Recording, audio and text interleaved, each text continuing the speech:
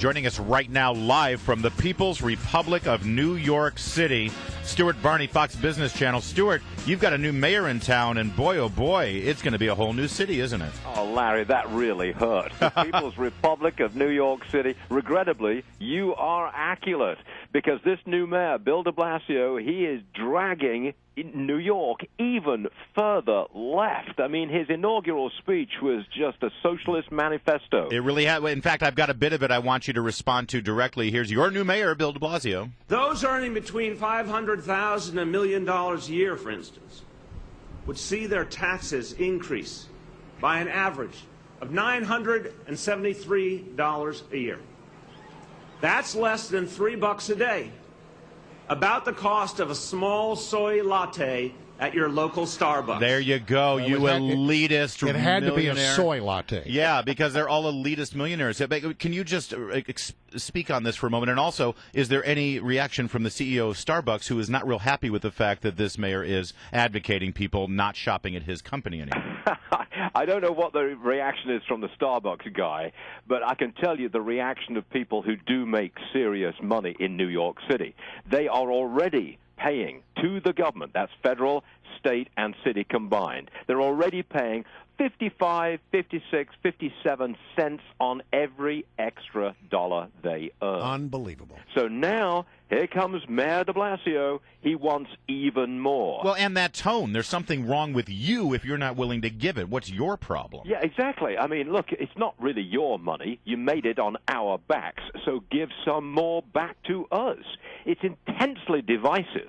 It actually reminds me very much of British socialists back in the 1950s, who would excoriate the rich and make out that the rich can pay for everything for everybody else. And that's exactly what de Blasio was saying in New York. He wants universal preschool, he wants new public housing, and if we can't pay for it ourselves, well, the rich will be taxed more and they will pay more. It doesn't work, but at the moment that is a politically popular message, and he seems to be the rallying cry for the hard left throughout the country. It is.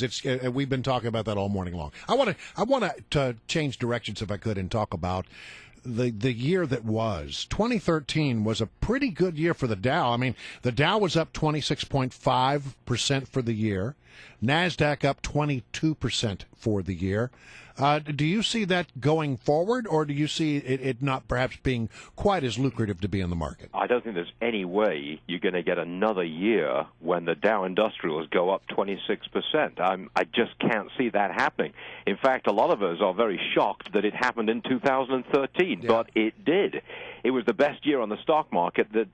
I mean, I don't know how far you have to go back, but it's been a long time since we saw 20% plus gains for the Dow and the NASDAQ in 1 year.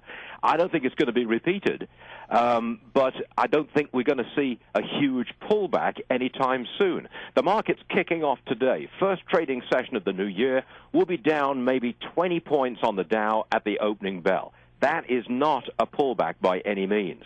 And some people think that with the economy beginning to show signs of some life, maybe profits will be livelier, and therefore maybe we'll go up to 17,000 on the Dow from 16.5. I think I could go along with that. I see an early year rally. I think it could happen. We talked about your mayor, de Blasio, there, and you know, I want to make sure that people don't think that this is just a New York story. I mean, sitting there in the front row were Bill and Hillary Clinton. Bill Clinton actually gave the warm-up speech and swore the man in.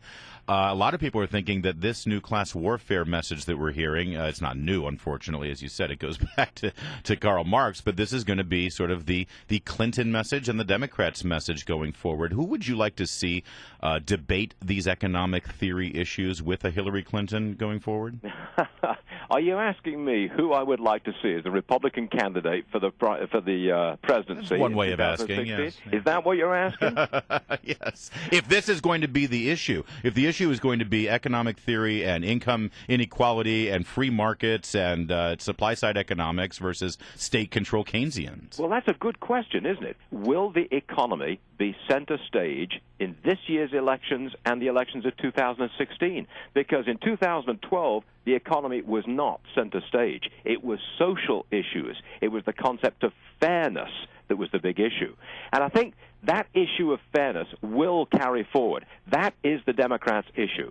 Society at the moment is not fair. We therefore need government to make society fair, and it'll be government which is the agent of change. That, I think, is the central question for the next two big elections. Yeah, and I hope that they continue to go down that path, because I don't think it's a winner for them. No, because middle America is going to find itself very much squeezed this year by Obamacare. It's middle America that's paying the price. It's middle America which will revolt against this all government all the time. That's my opinion. We just had Gene Sperling on a moment ago, and we're talking about how there are some people out there who don't get the subsidy that many people get with Obamacare, who are making just enough money to be just outside the subsidy level, and that they're finding that their health care costs are now costing them about 20% of their income.